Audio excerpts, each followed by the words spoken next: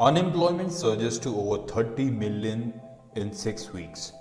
Despite trillions of dollars in stimulus spending, 3.8 million more American workers filed jobless claims last week, putting the 6-week total at more than 30 million. The figures announced Thursday by Labor Department bring the number of workers joining the official jobless rank in the last 6 weeks to more than 30 million and underscore just how dire economic conditions remain. Many state agencies still find themselves overwhelmed by the flood of claims, leaving perhaps millions with dwindling resources to pay the rent or put food on the table. If anything, the job losses may be far worse than government figure indicates, according to many economists. A study by the Economic Policy Institute found that roughly 50% more people than counted as filing claims in the recent 4-week period may have qualified for benefits but were stint in applying or didn't even try because they found the process too formidable.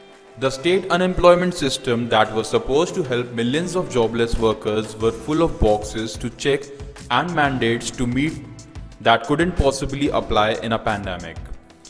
State required workers to document their job searches weekly, to register with employment services in person, to take a wait period before their first check, up to 10 days. Such requirements increased in the years following the Great Recession, as many states moved to tighten SS2 or reduce unemployment benefits. With them, most states cut the share of jobless workers they helped. Now these requirements have been getting in the way. Effectively, many states have been trying to scale up aid with systems built to keep claims low. U.S. stocks followed European markets on Thursday, dipping as investors considered data revealing a sharp contraction in the Eurozone economy and another surge of jobless claims in the United States. The S&P 500 was down about 1% in early trading. European market fell about 2% after a rally in Asia. Adding to the bleak economic news, the Commerce Department reported on Thursday that consumer spending in March fell by 7.5% from February's level, a stunning decline that helps explain why the overall economy is so weak. Consumer activity is responsible for 2/3 of the country's economic performance. The data came a day after the government said U.S. gross domestic product, the broadcast measure of goods and service produced in economy, fell at a 4.8% annual rate in the first quarter of the year, the Commerce Department said Wednesday.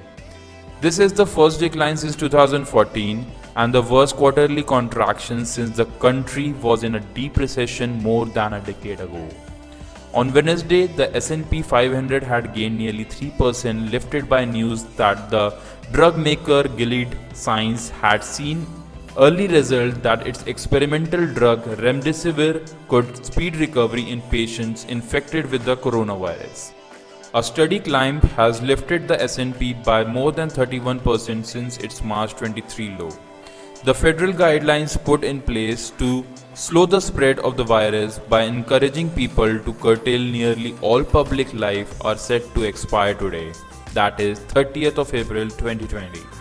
President Trump has indicated he has no intention of extending the measures as states across the country move ahead with a variety of plans to gradually reopen their economies.